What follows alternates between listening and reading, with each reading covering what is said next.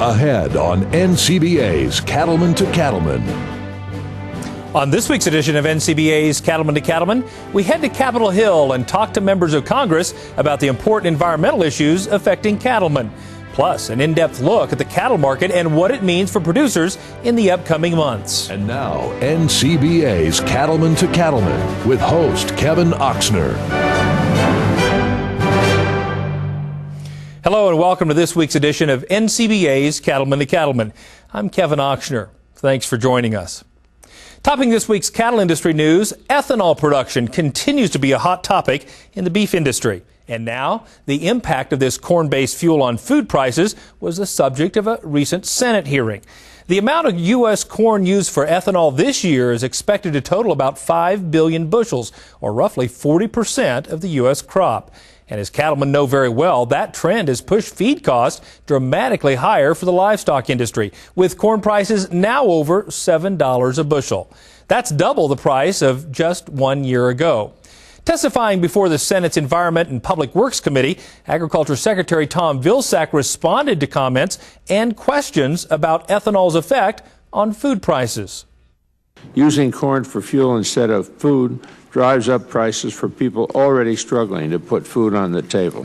I would say that there are many reasons why there are food shortages globally, but none of them have to do with American farmers and ranchers in the sense that we continue to be extraordinarily productive. The storms, drought, floods in other parts of the world, export controls that were imposed by other countries, the currency issues, there are a multitude of reasons why we have some of the shortages that we see today in other parts of the globe. Secretary Vilsack agreed with senators' comments that government subsidies for ethanol production should be reduced, but said that the reduction should be gradual. NCBA supports the development of renewable fuels, but also believes in fair competition in a level playing field. Become an NCBA member and have your voice heard on issues just like this one. Joining is easy. Just give us a call at 1-866-USA-BEEF or visit us online at beefusa.org. Don't forget that if you join before April 30th, you'll get some great incentives, including free doses of either Express or Trick Guard from Beringer Ingelheim Vet Medica, plus a free 3-month membership to CattleFax and a $10 gift card to Cabela's. Cattlemen and women already invest a great deal of time caring for the land they live and work on. Unfortunately, proposed regulations from the Environmental Protection Agency is causing a lot of extra stress for producers. We talk with a few members of Congress to learn what's being done about the EPA's overreach in this week's Cattlemen's Capital Concerns.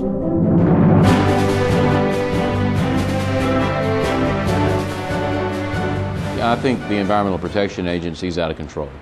And you've got bureaucrats in Washington that have never been on a cattle farm, that are no longer simply enforcing rules and regulations and laws. They're trying to write laws.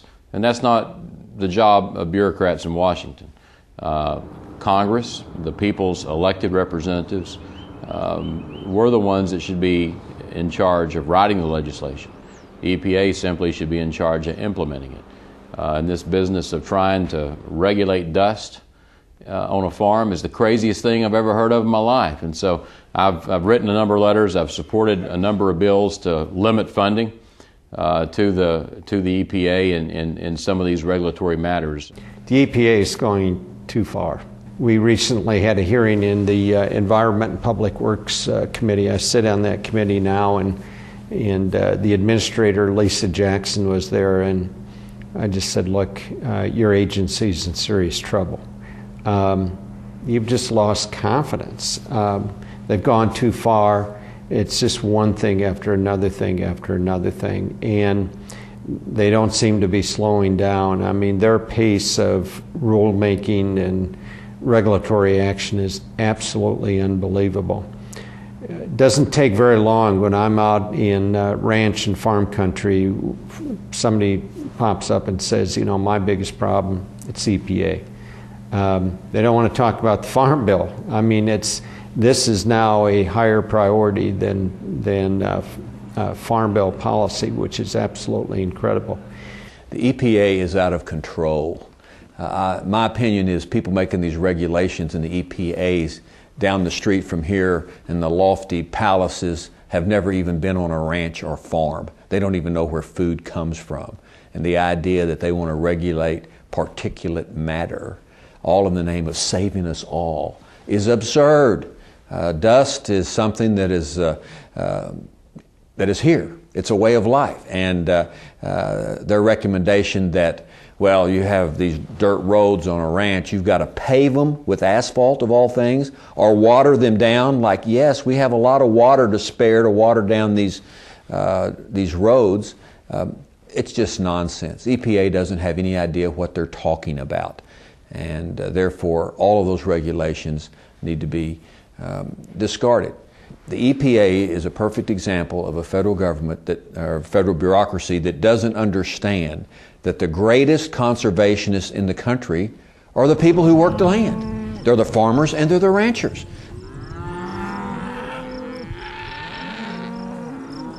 Contact your members of Congress and take a stand on the issues that have the potential to impact your operation. Doing so is easy. Just visit beefusa.org and click on Government Affairs and get involved now. With the increasing number of activist groups out there, the importance of animal care has become more important than ever before. And here to tell us about some of the great programs to equip producers in this area is Ryan Rupert, Senior Director of Beef Quality Assurance for the National Cattlemen's Beef Association. Thanks so much for coming to the show. Ryan, first of all, tell us just a little bit about your job. What do you do as the Director of Beef Quality Assurance? I work with the state, local, and regional educational partners that we have to educate producers all across the country on the Beef Quality Assurance Program and help them go through hands-on training and classroom-type training to learn how to implement these best management practices. For somebody that may not be as familiar with BQA as others, just explain what BQA is all about.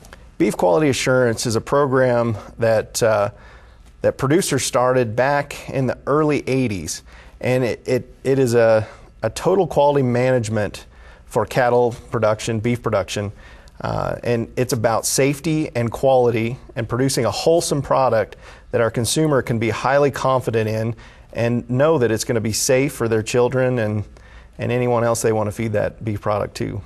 Now, you've developed some pretty exciting online tools recently.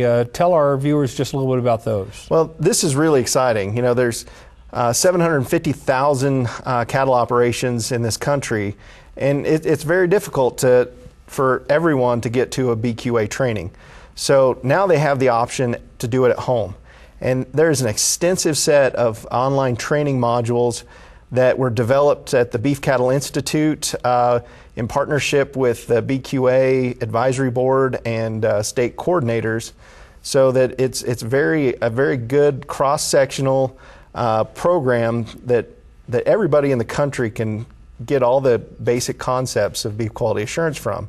So you can take it at your own pace, do it at home. You know, we don't always have 3 hours to sit down and go through all of the beef quality assurance program. You can take it at 30 minutes, 15-minute shots. And the other really neat thing is it gives you a chance to hear directly from some of the experts instead of, having someone else that went to one of their programs. It's them, and it's really a neat concept, and we think that it's going to be a benefit as we go forward and help people get recertified that may not have time 3 years later to come back to a training. They could just sit down and get recertified that way. So there's a lot of options. The other great thing about this is it focuses on cow-calf. There's a stocker segment. There's an auction market segment sponsored by the Livestock Marketing Association. There's a feed yard diversification program that goes for feed and feeding or for the guys that handle cattle out in the pens. There's a dairy section, and recently we added a transportation section for people that haul our cattle from the feed yard to the processing plant, etc. That's outstanding. Sounds like something for everyone. Just tell us, in your opinion, why is it so important that we as an industry continue to focus on this issue of beef quality assurance? Well, there's several reasons, but the first and foremost is it's the right thing to do. It is our contract and our commitment to the consumer that we care about them and that we're going to learn and do everything that we can to provide them the best quality product and to show them, not just tell them, but to show them that we know how to properly care and handle these very large animals that require some expertise. Not anybody can just go out and start handling cattle. It takes some real knowledge of how they behave and how to take that behavior and use it to your advantage so that no one gets hurt. We don't have to put any kind of undue pressure on the cattle. Also, we've seen the largest export markets that we've ever seen. And the second thing that our foreign consumer loves about U.S. beef, besides the high quality, is the good story behind the Beef Quality Assurance Program. They really care about quality and safety and animal husbandry, just like the American consumer. And to know that there's a program in place gets them more excited about U.S. beef and wanting to buy more and more. And as we go forward, I think that we'll see more and more export markets open, and BQA helps that process as we go forward. Well, we owe it to our livestock, we owe it to our customers, and we owe it to ourselves to do just that. Thank you for everything that you and your team have done. Thank you. For more information on the Beef Quality Assurance Program or their new online certification program, visit our website at cattlemantocattleman.org. Cattle producers are facing some tough questions in 2011, and the answers could impact our industry for several years to come. Cattleman to Cattleman reporter Brad Bulla talks to an economist at Purdue University in Indiana to get his take on the current cattle market situation. Market Watch. From farms and ranches to feedlot operations, livestock producers are understandably edgy about the supply and price of corn in 2011. I think every beef cow producer probably in the country knows that the volatility of feed prices could be extremely explosive even to the higher side.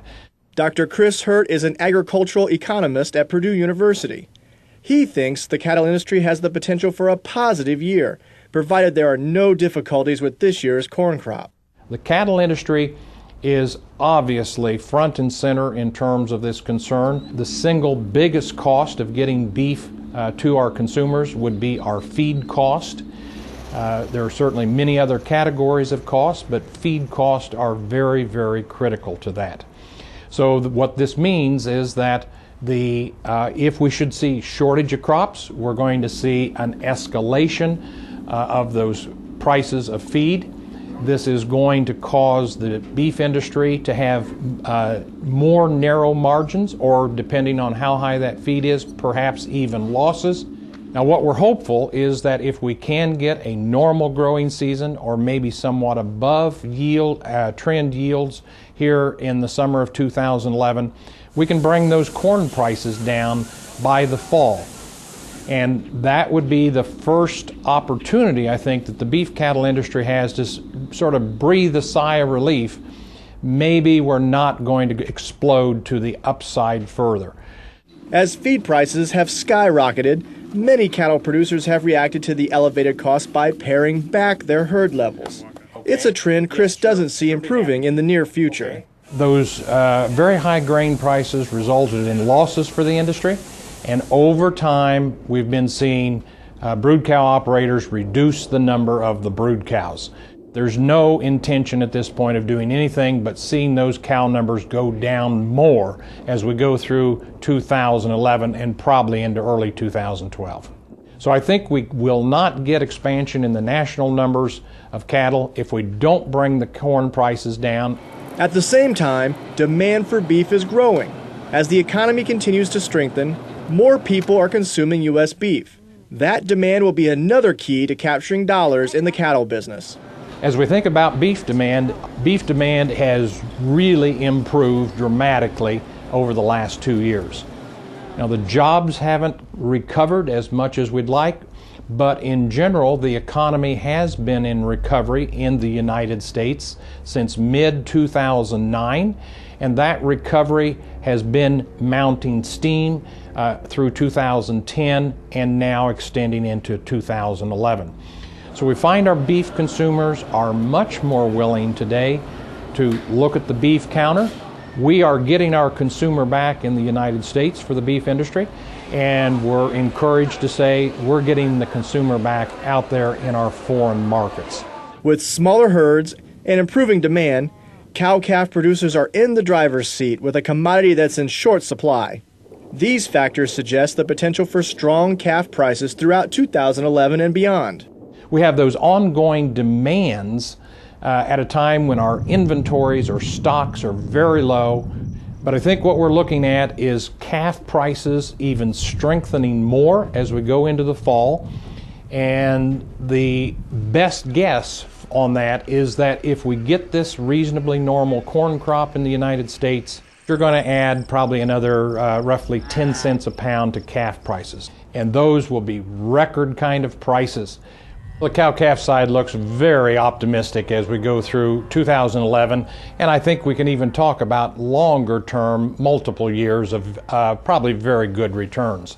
Forecasting the markets isn't easy, but if producers keep a close eye on corn prices, cattle inventories, and consumer demand, it will make the hard questions a little bit easier to answer in 2011.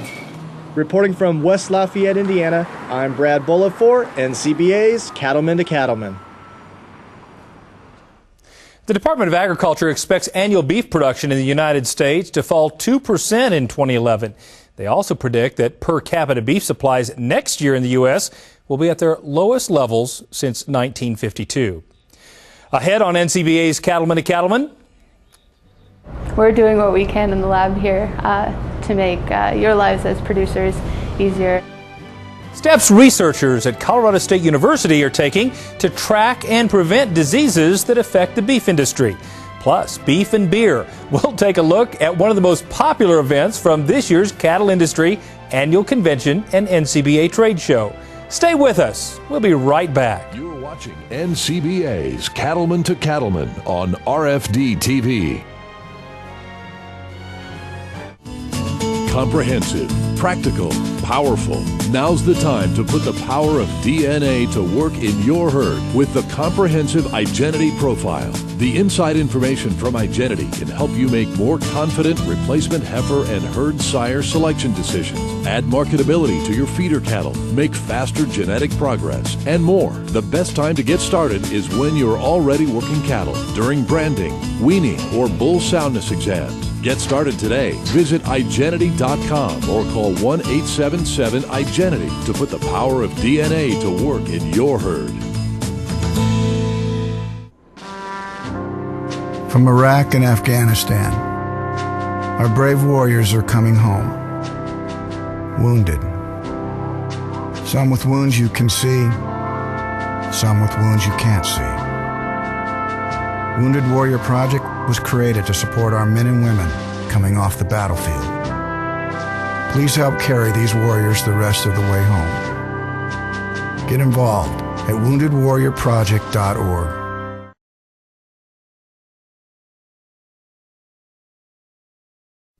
I am an NCBA member. I'm an NCBA member because I support the U.S. cattle industry, and I think it's important to support our U.S. cattle producers. In today's environment, we need all the support we can get in Washington, D.C. Collectively, we can have the beef industry's voice be heard. I'm an NCBA member. Join me today.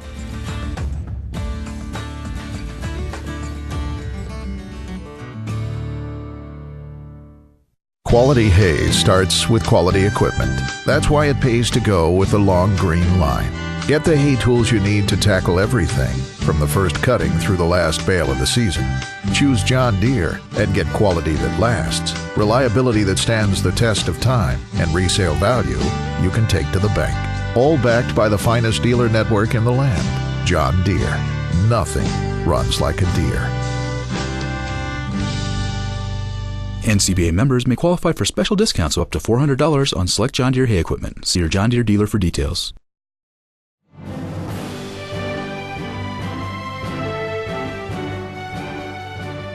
Welcome back. Young people are playing an increasingly important role in the success of a global beef industry. The Five Nations Beef Alliance Young Ranchers program makes the world a little smaller for newer producers, bringing them together for a special week-long experience. Reporter Gary Hansbrough has more. This pasture here that we're in is close to 900 acres. We started it last year. It was a collaboration between the Five Nations Beef Alliance, NCBA, and the Canadian Cattlemen's Association.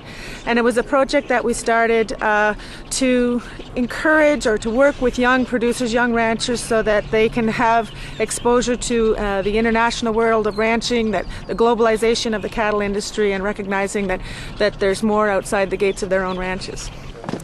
17 representatives from the United States, Canada, Mexico, Australia, as well as a visitor from Argentina in a shared beef experience. That's a good one. It was more than a tour. It was an educational adventure. Global market, all the challenges that the producers all around the world are facing, like issues with the environment, the animal welfare, activist groups, how to promote beef in the positive part of the industry, and how ways to tell our story, the positive side of the story, because most of the time in the media all it is the negative part of it, and kind of we need to be more proactive. There's a lot of wildlife in here. This week-long experience featured an industry tour and allowed the young producers to attend a stock show and the International Livestock Congress. But it was the chance to be with peers from other countries that made it most valuable. We're all young people, we're all going to be the future leaders of the beef cattle industry in our various countries, but when we look at beef, it really is a global market that we're operating in, and particularly for Australia. I mean, we export about nearly 80% of our beef cattle. We need to have a relationship with all of these other countries, so coming to something like this and meeting these other young leaders will certainly be lifelong contacts. I thought that was going to be all male. But I'm surprised. We have a lot of females from Canada. We don't have any males. From Australia, there is a female too. So we have a lot of female involved in this farming, and I'm really happy to have that. It's opening doors for us. In the feedlot here, generally all the animals are weaned at about, usually in October. They may go to some of these organizations with their fathers or their uncles, and there's a lot of older faces in the crowd, so they may not feel as comfortable about participating and being involved. This way they're working with people their own age, they're seeing people that have similar interests, similar experiences, and it's really broadening their own views. So they really were excited last year to have an organization that they could work with people their own age. I think they've really enjoyed the educational programs, but also the great thing about this program is just the interaction on a personal level and getting to know producers from other countries. The experience was a chance in a lifetime for many of the young producers who shared the differences and similarities in their operations. We have a different way of working. The owner of the herds or all the cows or all the ranch lives in a city nearby, but goes frequently to the ranch, but really he do not work all the day with cows. I guess there's a lot of similarities in terms of the challenges that we all face in terms of climate and environment, traceability, food safety, all of those things. So it's good to understand and realise that other countries are facing the same challenges and the same issues that we face. It's really been eye-opening. There's so many things that I didn't realise were going on in other countries that I've noticed as well, such as the communication to the consumer. That's been a huge theme of this week's conferences and tours and just conversations, has been how exactly do we communicate that we're raising a good product, that we're doing it humanely, and that we really care about what we do. Chuck eye rolls, what Dale had mentioned earlier, that we're going to have a couple muscles together. We don't completely separate this out. Remove the Young Ranchers program is really a fantastic deal, I think, for exchanging the ideas of the different beef industry from country to country, all of the worldwide kind of global beef supply. It's been a tremendous opportunity to get to interact with young ranchers and see what we have in common, what we have different amongst ourselves, and how we can work together to feed the world. But I guess what I've really enjoyed on the agenda is the diversity, and it also being hosted in conjunction with the National Western Stock Show, which has always been something I've wanted to attend, and it's been good to get down in the barns there and see a variety of that as well. So it's been a balanced program that really enjoyed. It's experiences like this one that industry leaders say give hope for the future of the industry. The reason that we formed this group the way we did, the ILC has a fantastic program for students that come to the ILC every year. And these are the cream of the crop students. So our organization is more from the grassroots level. They're from people that maybe wouldn't have an opportunity or maybe not even know about these international programs. So we're reaching out to the grassroots level, and they're definitely going to be people that are making the decision and influencing the cattle industry internationally from here on. So, let's say as a goal, as an alliance is to promote this and to really emphasize the importance of paying attention to what's next. I mean, who are going to be the leaders. And we know for a fact that if we work together and if these new leaders meet each other from a younger age, when they are in the decision-making positions or political positions, it will be easier to negotiate with their counterparts in the different countries. Reporting from northern Colorado, I'm Gary Hansbrough for NCBA's Cattleman to Cattleman. For more information on getting involved with the Five Nations Beef Alliance Young Ranchers Program, just visit our website at cattlemantocattleman.org. We'll be right back.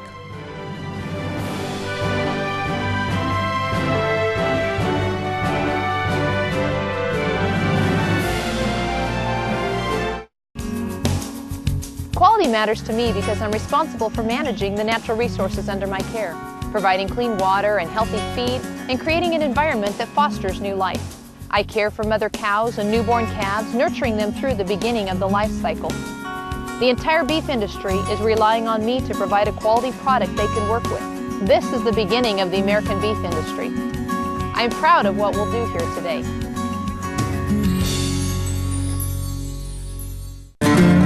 These days, more cattlemen choose Draxxin to fight BRD than any other brand.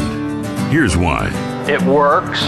We have fewer repulls, and the ones that we do repull respond, and we have fewer chronics in the end. To retreat anything it's a lot more expensive than using Draxxin as a first time.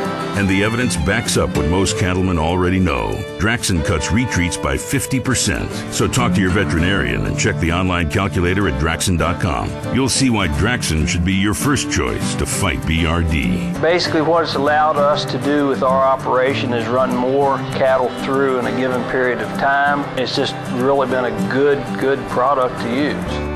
Do not use in female dairy cattle 20 months of age or older. Do not use in calves to be processed for veal. Draxxin has a pre-slaughter withdrawal time of 18 days. Please visit Draxxin.com or call 1-888-DRAXXIN for more information.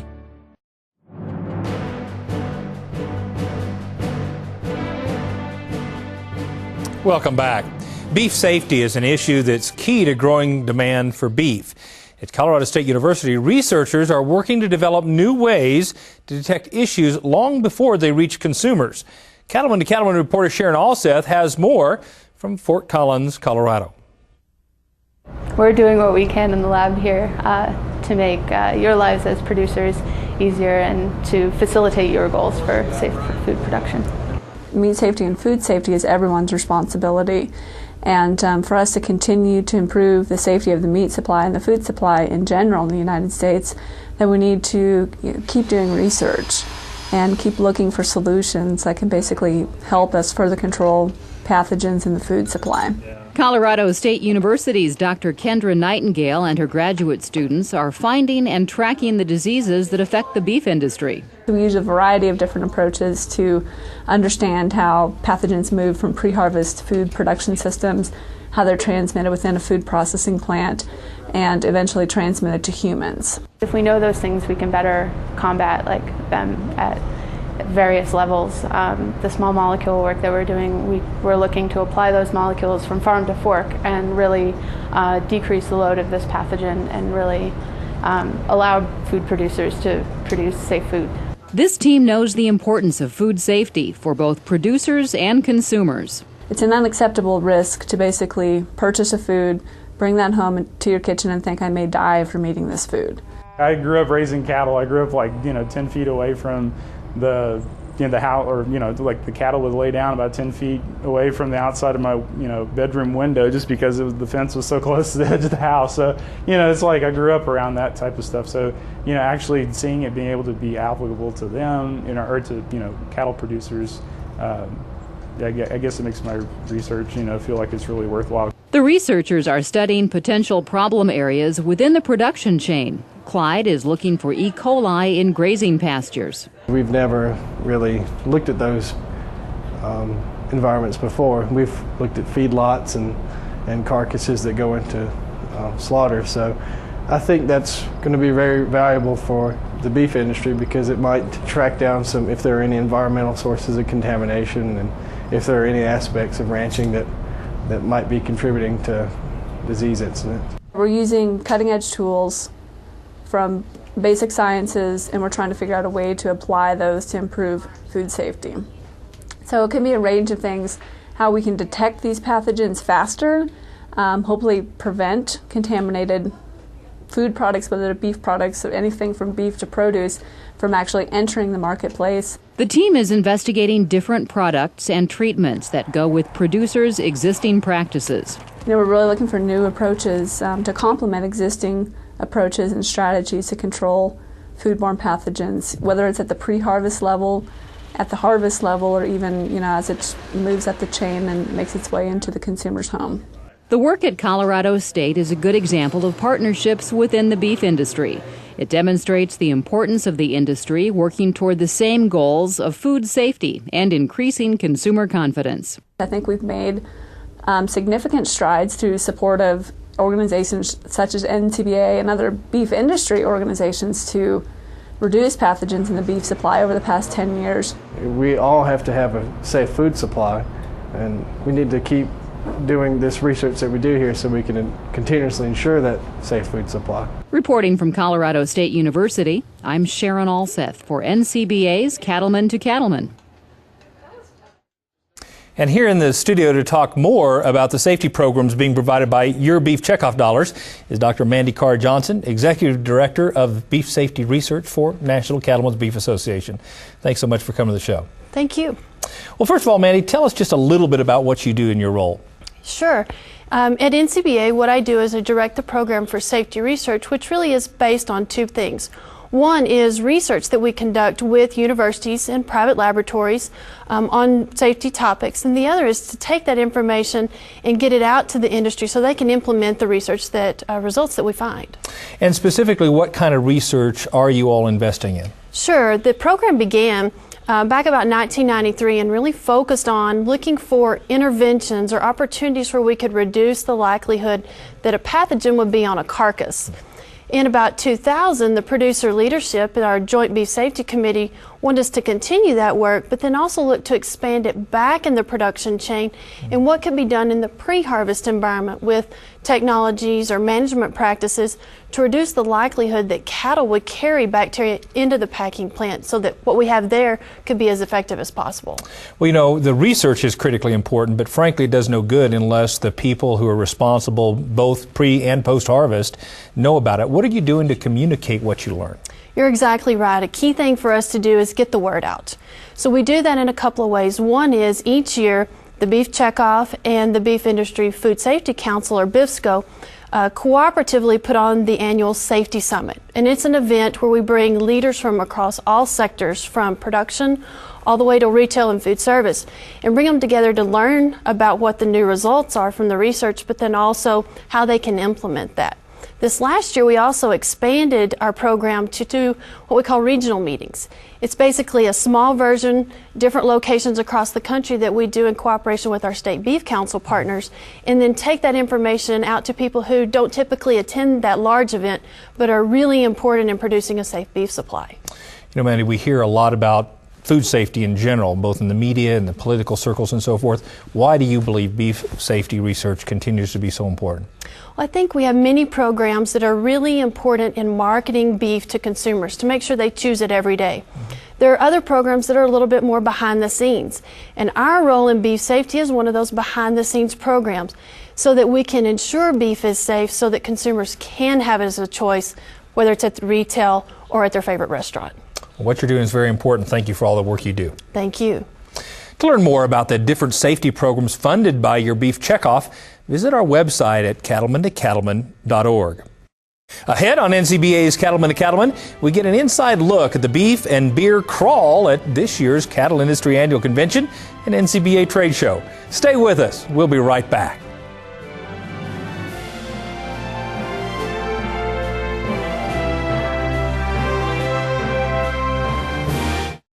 You're not responsible for the weather, just the cattle.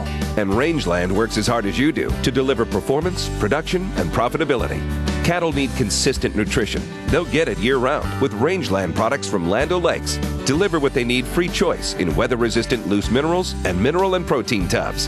Get the most out of your forage. See your Land O'Lakes Co-op for products that will stand up to whatever Mother Nature throws at us. Weather's coming in. Rangeland. Consider it done.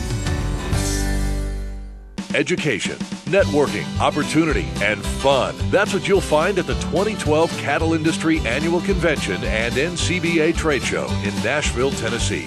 Get your ticket to ride with your fellow cattlemen and women in the country music capital of the world. You'll find cutting-edge education, top-of-the-line technology, and entertainment that can't be beat. Don't miss your ticket to ride to the Cattle Industry Annual Convention and Trade Show in Nashville, Tennessee, February 1st through the 4th, 2012. For more information, visit beefusa.org.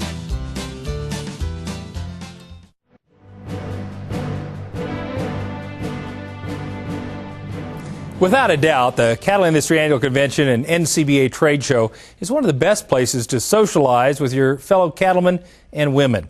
This year, attendees were able to kick back and relax by participating in a beef and beer crawl. We are at the Beef and Beer Crawl at the NCBA. Well, I've been talking a lot about beef and drinking a little beer, but I've not done no crawling yet. Oh, a beer mix is good with anything. The beef industry's great, the cattle industry's great, and it's just a good way to get together. And people get meet a lot of new contacts, meet a lot of nice folks, old friends, and have a beer while you're at it. It's an incentive to get people in here, you know. I mean, yeah, I'm just coming for the free beer, some people might say, but they also come around and look around, or they come for the free beef, and then they come around and learn around, and they get more contacts. What do I like the best about it? It's just nice, you know. Go and drink a beer and go talk to people and look around, and it works out good. I think the cattlemen are informal anyway, you know, and so this is a lot like how it is when they're not at a convention center. You know, I think it matches up with their personalities and just the informal nature of the business. The best part of the end of the show is getting some beer, I guess, and it's free. Walk around, see some beef stuff, and get a beer. Oh, you got to have the beer with the beef. It works together. Maybe more of it, more stands of it around there where you can get to it a little bit easier. Be pretty nice. In addition to the annual meeting, did you know the cattle industry also meets each summer to do business? Join us August 1st through the 4th in Orlando, Florida, and be a part of important discussions about the future of your industry. For more information, visit beefusa.org. Building beef demand is the ultimate goal of the Beef Checkoff, and advertising is one of the key programs funded with checkoff dollars. Reporter Brian Baxter has more on the Checkoff's national advertising campaign and the impact it can have for cattlemen back on the family farm. It's easy for visitors to find the Bar V feedlot in Odebolt, Iowa. Just look for the beef sign along the highway. That is kind of our symbol, and that's the way we always tell anybody, you know, how to get to our place. We have this large "Beef, it's what's for dinner" sign at the end. Beef, it's what's for dinner is one of the most recognizable taglines in advertising history, and the Beef Checkoff has launched an ad campaign that builds on that heritage. The star of the advertisement is not a famous celebrity. Instead, 29 lean cuts of beef take center stage. The consumer needs to understand what beef is about, and with our advertising campaign this year, that's what we're doing. We know that beef is lean and that there are many, many cuts, but to the consumer, they do not realize that. So we're featuring the 29 lean cuts through each individual ad. The campaign is designed to reach families who love beef but may not always realize the nutritional value it can bring to their diets. I think the consumers in this day and age are just itching for more education, be it via internet, their phones any way they can get it. They're hungry for education, and they're hungry to know, so to speak, hungry. They're hungry for more education on beef and the food that they eat. Our checkoff dollars are being very well spent with our advertising campaign. They're seeing this ad and going, I want beef tonight, or yes, I'm going to have beef for dinner. And they're realizing that they can have it more than just one time a day also. The National Joint Advertising Committee was engaged in every step of the process, which means beef producers like Terry and Kevin played a significant role in shaping this new campaign. As producers, we can't go out and be in the grocery stores every day handing out samples of our great product. And so this is maybe a little bit of a way that we can be out in front of the consumer through our advertising. The beef ad messages are delivered in a variety of ways, including print, radio, billboards, and through social media. To find beef recipes featuring 29 lean cuts of beef, visit beefitswhatsfordinner.com. I'm Brian Baxter reporting for NCBA's Cattleman to Cattleman. The beef ad messages are delivered in a wide variety of ways, including print, radio, billboards, and also through social media. Stay with us. We'll be right back.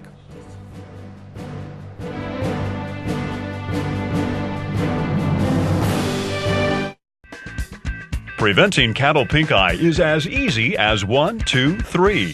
1. Vaccinate your animals with Piligard Pink Eye TriView to provide pink eye fighting antibodies in the tears that bathe the eye. Broad spectrum protection that cross-reacts with 103 different strains of pink eye causing bacteria. 2. Stop the flies that spread pink eye bacteria throughout the herd. Apply double barrel VP ear tags and Ultra Boss Pour-On for up to 5 months of face fly and horn fly control. 3. Manage the environment to reduce damage to the animal's eye from seed heads, pollen, and UV light, irritants that increase the risk of pink eye infection. With the right tools, preventing pink eye is as easy as 1, 2, 3. You take pride in the beef you raise. Countless hours invested to assure a safe and wholesome calf crop. Why trust that calf crop to just anyone? Experience the new Dinklage difference. With a long history and reputation for outstanding performance and cattle care. We use a combination of cutting-edge technologies and data-driven decision-making to establish our place as leaders in the cattle feeding industry. Allow Dinklage to be a part of your team in the quest to maximize your profits. With 5 locations to serve you in Wyoming, Nebraska, and Colorado. For more information on the new Dinklage difference, stop by one of our yards or visit us on the web at dinklagefeedyards.com. Tough trailers built for tough country. Big Ben Trailers manufactures a different kind of trailer, one that's built to put up with the rough conditions found on the ranch. Rugged build using heavy-gauge powder-coated steel and a 2x4 rectangle tube frame. There's a 1-inch gap between the side and floor, so there's no place for water or manure to accumulate and rust. Big Ben trailers are loaded with standard features, a lever-action hitch, a 3-foot escape gate, and a middle sorting gate, rhino lining along the front edges, and a receiver hitch to tow another trailer, chute, or other equipment. Tough and practical. That's Big Ben Trailers. Designed and built by a working cattleman, you can rely on and trust Big Ben Trailers for their durability and convenient features. Reasonably priced for any rancher to afford. For a list of dealers and other design features, visit BigBenTrailers.com. Big Ben Trailers, built cattlemen tough. NCBA's Cattleman to Cattleman. It's a television show by cattlemen for cattlemen. Hello and welcome to this week's edition of NCBA's Cattleman to Cattleman. Thanks for joining us. Each week, join host Kevin Oxner for the latest in beef cattle news, market analysis, and producer education.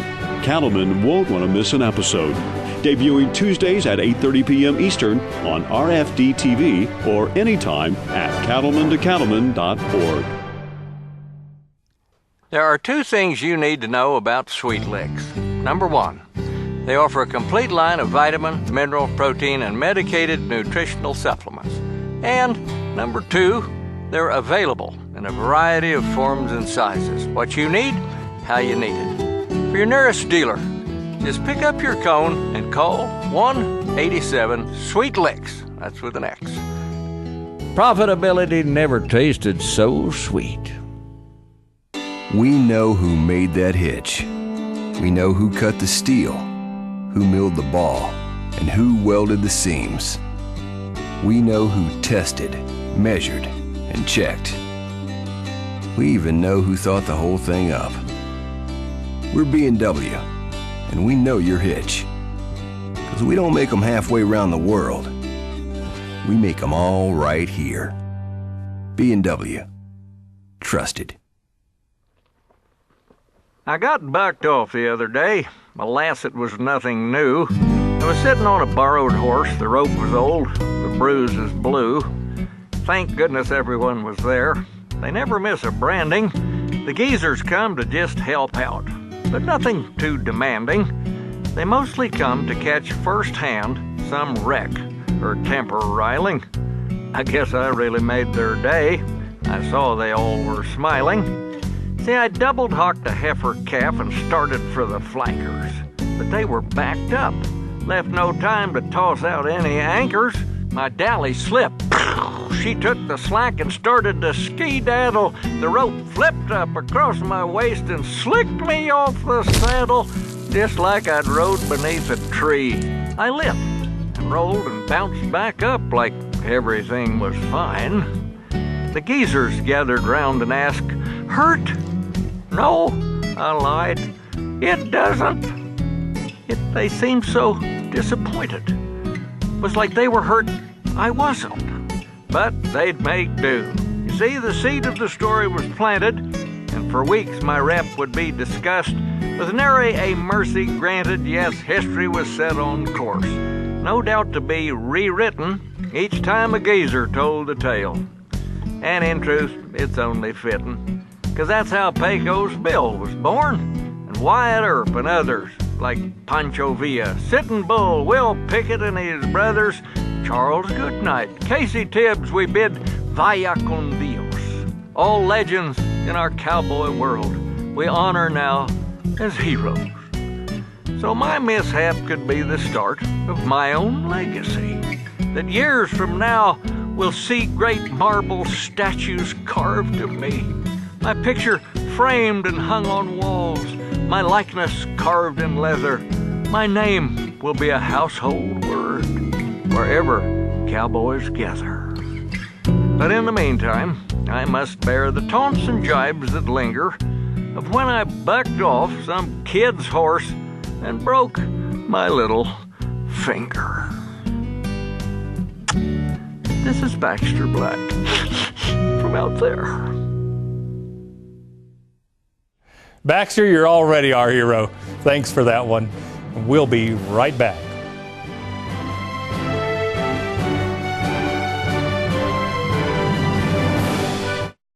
Consumers count on America's cattlemen to deliver quality beef every time. So in your daily work to raise cattle, keep quality top of mind in everything you do, in the care, feeding, and handling of your animals. You can be a part of a national program that provides sound, proven guidelines for beef cattle production that will establish you as a leader and responsible stockman.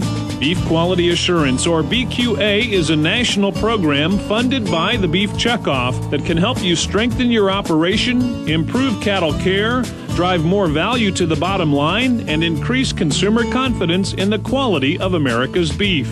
Producers across the nation have embraced the BQA program because of their commitment to be the world's best producers of beef, and because assuring beef quality is our job, not someone else's. Find out how you can become BQA certified. Visit the website bqa.org. Join America's cattle industry for the 2011 Summer Conference in Orlando, Florida. It's a great opportunity to meet your fellow cattlemen and women, plus spend time planning for the future of your operation and our great industry. Bring the whole family and join us in Orlando, Florida for the 2011 Cattle Industry Summer Conference, August 1st through 4th. For details, call 1-866-USA-BEEF or visit us at beefusa.org. We'll see you there.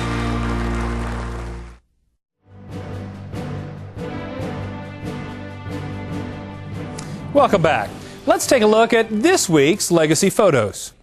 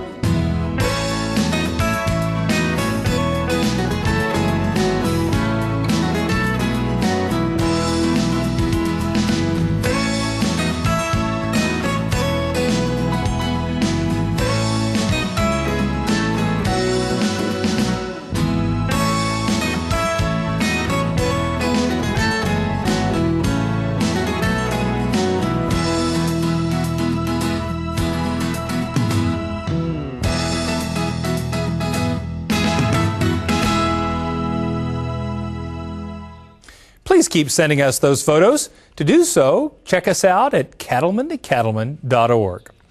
Next week, join us for a special edition of NCBA's Cattleman to Cattleman. We go international and take an in-depth look at the beef markets in Japan, Taiwan, and South Korea. Thanks for joining us for this week's edition of NCBA's Cattleman to Cattleman. We'll see you right back here next week on RFD TV.